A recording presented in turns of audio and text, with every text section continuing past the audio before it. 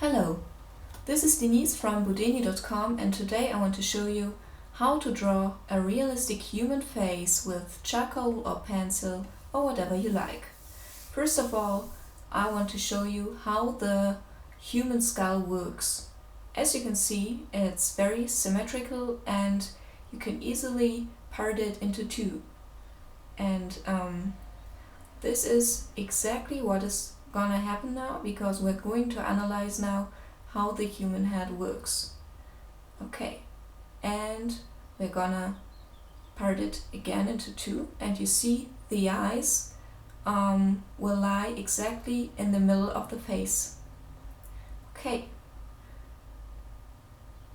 now we're gonna cut it into thirds, and the lowest third reaches from chin to the end of the nose, the second to the eyebrows, and the third to the space to the area where the hair starts to grow. And left you can see how you start off with the usual sketch. The usual sketch starts off with the neck, which you split into two afterwards.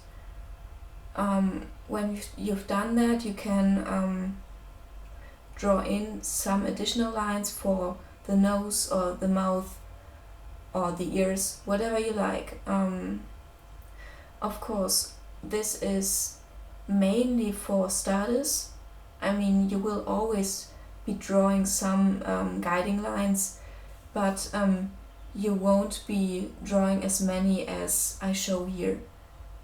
Usually I just draw the egg for the human head and cut that into a horizontal and a vertical half, so I know where the eyes lie and where the nose has to be. Okay, here comes another sketch.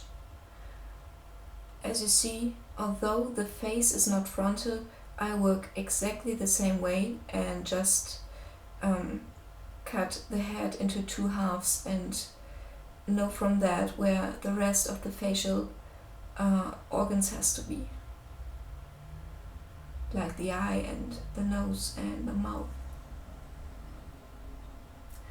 Please note that the ears are as long as the nose. That's why glasses work so well.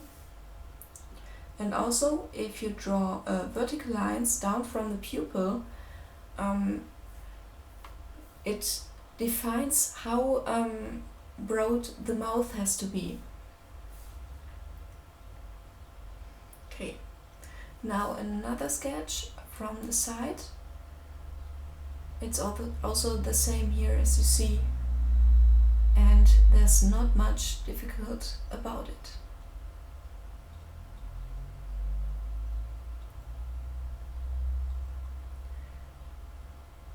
Here comes a very interesting technique for starters. I usually don't use that, but it can be very helpful for people who have never drawn human face before. Just place a grid on the picture. It would be better, of course, if you did this digitally, but I had no I couldn't show that. And after that you draw another grid on paper that is as big as on the original photo, and after that you can start to draw. It's even better if you do a grid and place a fresh piece of paper above that, so you can see the grid shine through and get a clean sketch after that. Okay, now you look what is in each square and just draw that. This is very easy, and you learn from that very fast.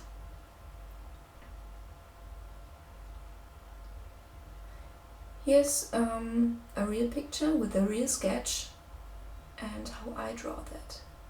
Here you see two eggs because it's gonna be two people, and 2 lines to cut the eye into half, and again 2 lines to cut them into half. And you already see that I marked where the eyes have to be and the nose and so on. Since I've got quite some practice, I don't need many guiding lines here. It's more of a feeling. And I also have the photograph on my laptop, so I can always see where everything has to be. I always take care to draw very good sketches, so I don't have to worry about the placing of the nose, for example, when I start the shading. So it's very useful to invest a little more time into the sketch, and after that have a very good time just shading your portrait.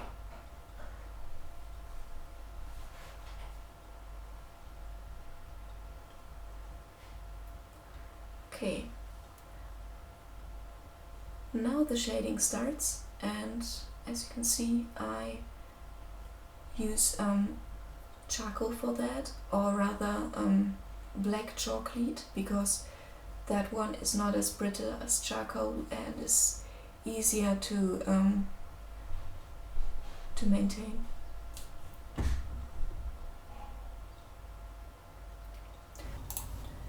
As you can see, this face of the woman is not as symmetrical and perfect as the one before.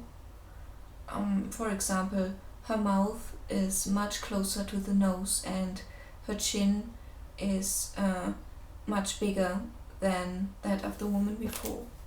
But this is exactly what you should keep in mind, because normal people look quite different from the ideal man or woman. Also, kids don't always look perfect.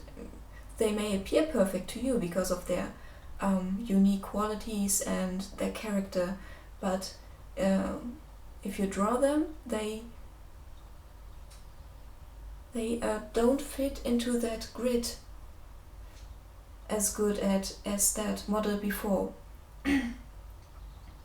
But this is in the end what makes drawing so very interesting, and I personally love to draw those let me say imperfect faces, because they are so much more interesting.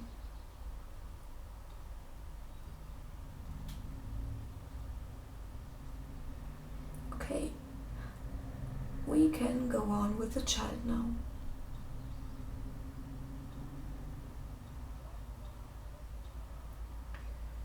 Maybe you noticed that I always start off with the contours and the darkest spots with my charcoal pencil, and after that I take out my tortillon and rub the chalk or the charcoal into the paper so it appears even blacker. And after that I blend shadows and lightnings with either my chamois leather, my kneadable eraser, or again the tortillon, the blending stump.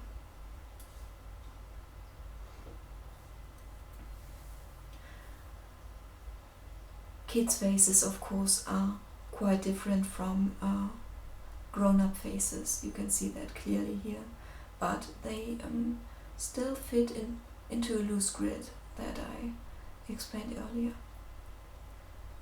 Okay, I hope you were able to learn quite something today, and you're able to apply this to your own drawings.